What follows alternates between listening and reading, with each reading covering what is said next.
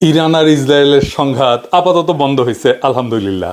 তবে সত্যি বন্ধ হয়েছে কিনা সেটা বলা মুশকিল। এই ভিডিও রেকর্ড করার টাইম পর্যন্ত ইরানের সর্বোচ্চ ধর্মীয় নেতা বা সুপ্রিম লিডার আলী খামেনি এই যুদ্ধবিরতি অনুমোদন করেননি। একে অন্যকে আক্রমণ করা একেবারে পুরোপুরি থামেনি, কিন্তু ট্রাম্প নিজেই দুই পক্ষকেই দোষ দিছে যে সিজ ফায়ার ভাঙছে তারা, তাই না? এমনকি এটাও বলছে যে আবার যে কোনো মুহূর্তে সংঘাত শুরু হইতে পারে, কিছুক্ষণ আগের খবর। তবে যে সংঘাত শুরু হয়েছিল 12 দিন ধরে যে সংঘাত চলছে সেটা একেবারেই স্তিমিত হয়ে গেছে। যেহেতু এইখানে কোনো আত্মসমর্পণ ঘটেনি, তাই কে জিতছে আর কে হারছে এটা পরিষ্কার করে বলা মুশকিল। তবে আমাদের আজকে খুঁজে বের করতে হবে আসলেই কে জিতেছে বা আসলে কে হারিছে। আসেন আমরা এটা খুঁজে দেখি আজকে। প্রথম কথা হচ্ছে ইসরায়েল একা পারে না ইরানের সাথে লড়তে। তারা জর্ডান সাপোর্ট করছে, সৌদি আরব তার এয়ার স্পেস ব্যবহার করতে দিচ্ছে। মুসলমান দেশ দেখছেন কেমনে পারে, আর পারবি না কেন? হাসিনাও তো মোদিরে মারা দেয়, তাই না? ফ্রান্স, ইউকে, জার্মানি সাপোর্ট দিছে, ডিপ্লোম্যাটিক সাপোর্ট। নেতানিয়াহু ফ্রান্স আর ইউকের কাছে সাহায্য চাইছিল যেন তারা ইরানের মিসাইলকে আটকায়। ওরা অবশ্য এটা যায়নি, করেনি। শেষ পর্যন্ত ইসরায়েলকে তার বাপ আমেরিকাকে ডাকতে হয়েছে। বাপ আইসা বলছে বাংকার ব্লাস্টার মেয়েরা পারমাণবিক স্থাপনা ধ্বংস করব।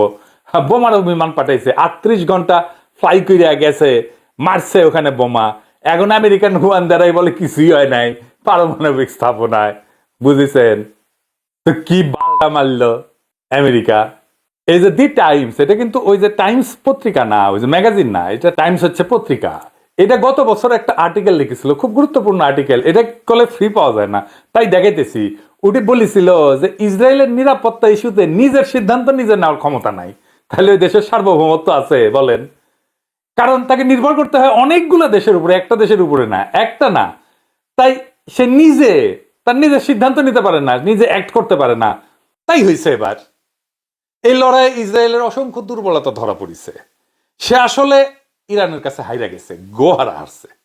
তো কি কি দুর্বলতা ধরা পড়েছে আসেন সেটা দেখি। ড্রোন সোয়ার্মের বিরুদ্ধে ইসরায়েলের কোনো সক্ষমতা নাই। এখন আপনারা কইবেন যে সোয়ার্ম জিনিসটা কি? সোয়ার্ম হইতেছে একসাথে অসংখ্য ছোট ছোট ড্রোন বা রোবটের ঝাঁকে ঝাঁকে সমন্বিত এবং সম্মিলিত আক্রমণ। আপনারা দেখেছেন না, অসংখ্য আগুনের গোলা ছুটে যাইতেছে ইরানের দিকে, আশেপাশের দেশ থেকে সেইগুলো দেখে নাচানাচি করিচ্ছে মানুষজন। হ্যাঁ, খুব মজা লাগছে গলে, তাই না? আপনাদেরও মজা লাগছে। মানে ইসরায়েল যে মারা খাইতেছে এটা দেখা যায় কত আনন্দের, সেটা আপনারাও জানেন, আমিও আনন্দ পাইছি। এই সোয়ার্মের মূল বৈশিষ্ট্য হচ্ছে সংখ্যায় অনেক, হাজারে হাজারে। এরা আবার একটা আর একটার সাথে ওয়্যারলেস নেটওয়ার্কের মাধ্যমে যোগাযোগ করে, একে অন্যের অবস্থান সম্পর্কে তথ্য আদান প্রদান করে। প্রতিপক্ষের প্রতিক্রিয়া মানে ইসরায়েল কি করবে সেটা দেখে দেখে পুরা ঝাঁকের গতিপথ বা কৌশল পরিবর্তন করতে পারে, এমনকি লক্ষ্য বদলাইতে পারে। এবং এটার কোনো একক কেন্দ্রীয় নিয়ন্ত্রণ থাকে না, কিন্তু এটা অ্যালগোরিদমের দিয়ে কাজ করে। ফলে কোনো একটা ড্রোন যদি ধ্বংস হয়ে যায় বা কয়েকটা যদি ধ্বংস হয়ে যায়, পুরা সোয়ার্ম এটা অক্ষত থাকে, পুরা ঝাঁক যে এক জায়গায় আক্রমণ করে। এখন এই ঝাঁকের প্রত্যেকটা আলাদা আলাদা কইরা ওই যে আয়রন ডোম আছে, আয়রন ডোম বুঝেছেন না, ওই যে ছাদের মতো, মানে ওই ইসরায়েলের দিকে কোনো বোমা বা মিসাইল ছুড়লে ইসরায়েল আর একটা পাল্টা মিসাইল ছুড়ে ওইটারে ফাটায় দেয়, আকাশেই ফাটায় দেয়, ফলে ক্ষতি করতে পারে না। ওটারে কয় আয়রন ডোম, মানে আকাশে একটা লোহার ছাদের মতো করিছে আর কি, ভার্চুয়ালি।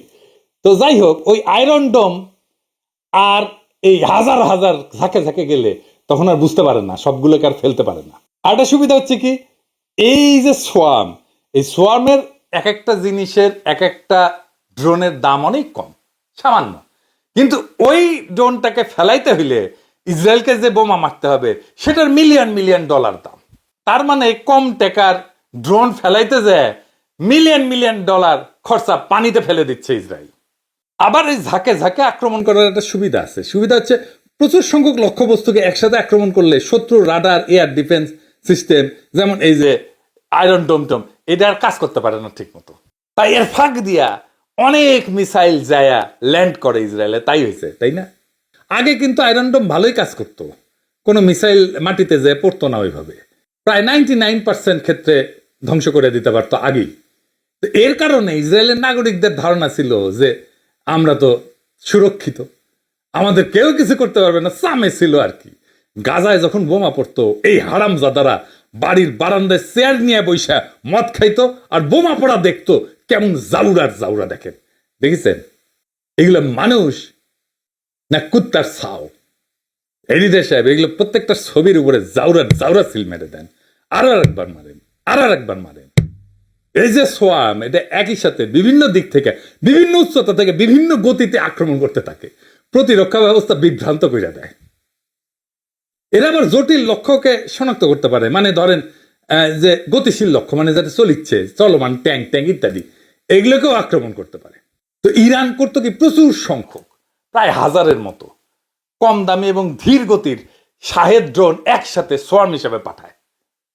এই ধরনের বড় সংখ্যক লক্ষ্যবস্তুকে একসাথে শনাক্ত করা, এটাকে ধ্বংস করা যে কোনো বিমান প্রতিরক্ষা ব্যবস্থার জন্য একটা বিশাল বড় চ্যালেঞ্জ। আয়রন ডোম এই কারণে কাজ করতে পারেনি। আর এই ড্রোন পাঠাইছে, আর একই সময় ইরান ক্রুজ মিসাইল পাঠাইছে এবং সুপারসনিক ব্যালাস্টিক মিসাইল পাঠাইছে, এবং সুপারসনিক ব্যালাস্টিক মিসাইল খুব বেশি দেশের নাই, এমনকি আমেরিকারও নাই। দেখেছেন না, একেবারে বিদ্যুৎ গতিতে যে একেবারে পড়িচ্ছে একটা মিসাইল। এই যে সমন্বিত হামলা, এটা মোকাবেলা করা ইসরায়েলের প্রতিরক্ষা ব্যবস্থার জন্য খুবই একটা জটিল সমস্যা ছিল, এবং পারেওনি তারা। এবং বিষয়টা হচ্ছে, এই পুরা টেকনোলজি এটা ইরান নিজে তৈরি করছে, কারো সাহায্য নেয়নি। এই টেকনোলজি ইরানের একান্তই নিজস্ব। এই যে এতদিন ধরে স্যাংশনের মধ্যে থেকেও কি রকম টেকনোলজি ডেভেলপ করছে দেখেন। ইসরায়েল প্রথম সপ্তাহে $5 বিলিয়ন খরচা করে ফেলছে এই যুদ্ধের পিছনে। প্রথম সপ্তাহে 12 দিন যুদ্ধ চলছে, এক এক দিনে $1 বিলিয়ন খরচা হয়েছে।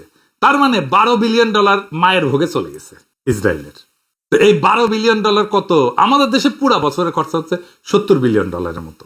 তাইলে বুঝেন, $12 বিলিয়ন একটা বিশাল অঙ্কের টাকা। বাড়ি ঘর যা ভাঙছে তা প্রায় $1.5 বিলিয়ন এর উপরে।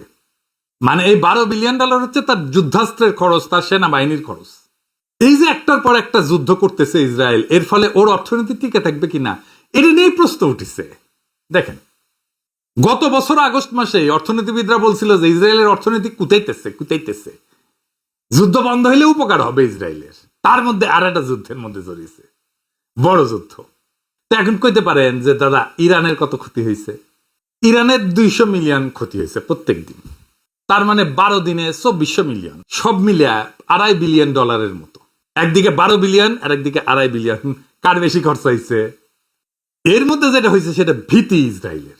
একটু পর পর সাইরেনের শব্দ, এটা নিয়ে ইসরায়েলের নাগরিকেরা, সাইরেনের শব্দ হয়েছে, আর ওই যে প্রতিরক্ষা ব্যবস্থার মধ্যে ওই যে বাংকারে যায় ঢুকতে হয়েছে, ট্রমাটাইজ হয়ে গেছে ওরা সবাই, দেখেছেন?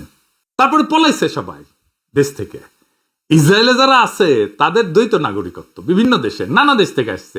ইউরোপের প্রত্যেকটা দেশ থেকে গেছে, রাশিয়া থেকে গেছে, আমেরিকা থেকে গেছে। ওদের আমেরিকানও সিটিজেনশিপ আছে, ইসরায়েলেরও সিটিজেনশিপ আছে। কে এখন সাদে বইসা একটা যুদ্ধের মধ্যে যায় সারাক্ষণ সাইরেন বাজবে আর বাংকারের মধ্যে ঢুকতে হবে? কে যাবে এখানে? কেউ যাবে না। যারা ফিরে আসছে তারা কেউ আর ফিরে যাবে না। এর মধ্যে একটা দল দেখেন গ্রিসে ওরা নামিছে, আর গ্রিসের লোকেরা প্যালেস্টাইনের জন্য মিছিল করিচ্ছে ওদের সামনে, দেখেছেন? সব জায়গায় এরা ঘৃণা পাচ্ছে এই ইসরায়েলের নাগরিকরা। ইসরায়েলের নাগরিকদের মনে তীব্র ভয়ের আতঙ্ক ভর করছে। এ কারণেই প্রথম ইসরায়েলের মাটিতে ভয়াবহ মামলা হয়েছে, একদম ভেঙে চুরে শেষ। আমেরিকা তো যুদ্ধবিরতির জন্য একবার রাশাক বলে, আরেকবার চীনকে বলে, হাতে পায়ে ধরিছে রীতিমতো। ইরানের রাষ্ট্রীয় টেলিভিশন চ্যানেল IRINN এটা দাবি করেছে যে ট্রাম্প কাতারে মার্কিন ঘাঁটিতে ইরানের হামলার পর যুদ্ধবিরতির জন্য মিনতি করেছে। কেন করেছে? ইন্টারেস্টিং ব্যাপার।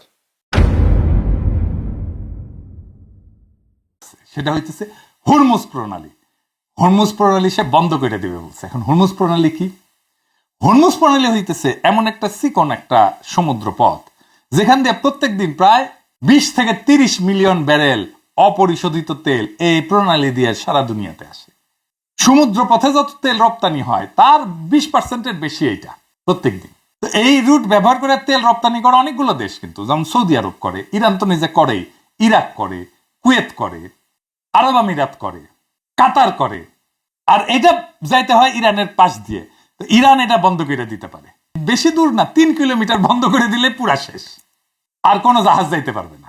যদি এই প্রণালীতে সাময়িকভাবে বন্ধ করে দেয় তাহলে গোটা পৃথিবী অন্ধকার হয়ে যাবে, জ্বালানি তেলের বাজারে আগুন লেগে যাবে। এই ভয়ে ট্রাম্প এরে ধরে ওরে ধরে, এবং এই হরমুজ প্রণালী আগেও বন্ধ করেছিল ইরান, আবারও বন্ধ করে দিতে পারে। ইরানের হাতে অস্ত্র বেশি, ইরানের সাহস বেশি। ইরান এইভাবে হরমুজ প্রণালী অবরোধ করতে পারে এবং এর মধ্যে দিয়া ইরানের শক্তি বুঝে গেল পুরা দেশ। আর ইসরায়েলের কোথায় কোথায় দুর্বলতা সেটাও বুঝে গেল এবং এখন আমরা জানি ওর কোন কোন জায়গায় ব্যথা। এডিটর সাহেব ওই গানটা এখন হবে। ইরান আর কি করছে? ইরান জাতিসংঘের পারমাণবিক কর্মসূচি, যেটা আন্তর্জাতিক পারমাণবিক শক্তি সংস্থা IAEA, international atomic energy agency, যেটা সমস্ত পারমাণবিক কর্মসূচির দেখভাল করে, তার সাথে সমস্ত সম্পর্ক ছিন্ন করছে। তার মানে সে বিনা বাধায় তার পারমাণবিক কর্মসূচি চালায় যাবে, পারমাণবিক বোমা বানায় ফেলবে। ইসরায়েল চাইছিল তার পারমাণবিক কর্মসূচি বন্ধ করতে, উল্টা ইরান পারমাণবিক বোমা বানায় ফেলতেছে। বীরের মতো মাথা উঁচু করে লড়াই করছে ইরান। দুনিয়ার সব হিসাব নিকাশ পাল্টে দিছে ইরান।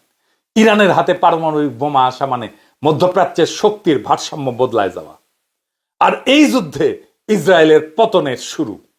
ইসরায়েল আর থাকবে না। কার বাপের ধন সাপে খাইছে যে বোমা পড়বে আর সেখানে থাকতে আসবে? এগুলো ভীতু তো। যারা ভাগছে ইসরায়েল থেকে, ইসরায়েলের নাগরিক, তারা জিন্দেগিতে আর ইসরায়েলিতে ফিরে আসবে না। সো জো ভাগা ওই সিকান্দার। আর এখন থেকে নেতানিয়াহুর ব্লাস্টার মারবে আশেপাশের সবাই, কারণ ইসরায়েলের দৌড় কত দূর সেটা বুঝে গেছে সবাই। মারা দুইজনই খাইছে, হারিছে দুইজন, ইসরায়েল হারিছে, আমেরিকাও হারিছে। এখন এই দুইজন করছে কি, গলা জড়াজড়ি করে গান গাচ্ছে। কি গান? হেমন্ত সঙ্গীত গাচ্ছে। আঙ্গেরে সেকুলার মুক্ত মনা প্রগতিশীলরা, হিন্দুত্ববাদীরা সাপোর্ট করেছিল, ওরা সায়নাট নিয়ে যায় দুজনে গান শিখে দিল নি, ভালো হইল নি। কি গান গাচ্ছে?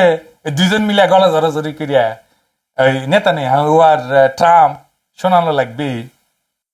আচ্ছা শুনে গলা পরিষ্কার করে নি। হ্যাঁ, ওই গাচ্ছে, আমায় প্রশ্ন করে নীল ধ্রুব তারা, আর কত কাল মোরা খাবো পুটু মারা, খাবো পুটু মারা।